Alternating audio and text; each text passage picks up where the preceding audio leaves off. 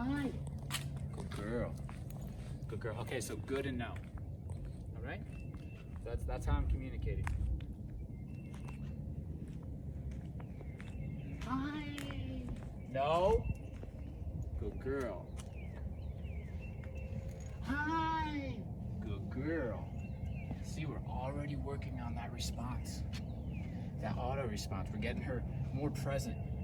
She's thinking more. She's not just reacting to everything. Hi. Everybody know, if you know me, I get to that point where I'm just reacting too and I just say stuff. I gotta learn when I'm working on it, especially if there's somebody around to correct me, to think before I talk. My dad used to do it for me when he was around. He would say, Josh, you need to learn to think before you talk. And essentially that's what I'm teaching her, to think before she acts. Hi. Good girl. Break. Good. Good. And this is just a big celebration because that's a big deal. That's hard. That's like the foundation of everything that we're gonna get into. Good job. Good girl. And I want to encourage her because see how hard she was trying? She was trying really hard. She was looking at me. She was trying to predict me. She was really in the moment. I'm rewarding that, all of that. Not necessarily, oh, you did a down. It's more than that. Good girl. We worked through a moment of stress together and she let me lead. That's huge. It's way more than just a down.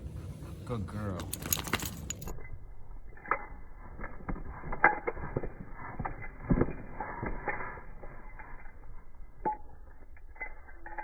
Good girl. Yeah.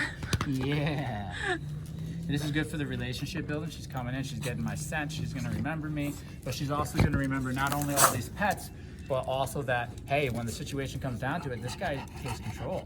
She'll remember all that about me. So when I walk into a room, she'll adjust her behavior accordingly. Good girl. Proud of you, Mama. You're a good girl. Yes, you are. You're a good girl. You're a good girl. Oh, look at that. See how she wants to appease me at this point? This is very common, especially after you hold a dog accountable. You give a couple corrections for some errors and some mistakes, and then you're fair about it and you release them and you show them they did a good job. What you get is you get a dog who wants to please more.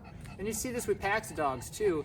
If she were to get corrected by, let's say, a pack that she lived with her father or her mother, which would be what known as like the alpha or the dominant members of the family, you might see her come back up to them really soft and lick at their lips to appease them, to then kind of like clear the air, you know, lets them know, I don't mind following your direction, you know what I mean?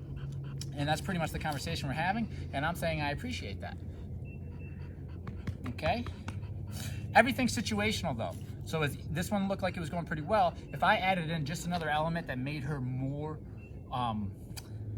motivated to not listen to me and to go do something else more intensely, then the conversation could come back, right? This doesn't mean that we're done. I need to put her through a ton of training and a ton of situations so that she understands no matter the situation, I will direct you.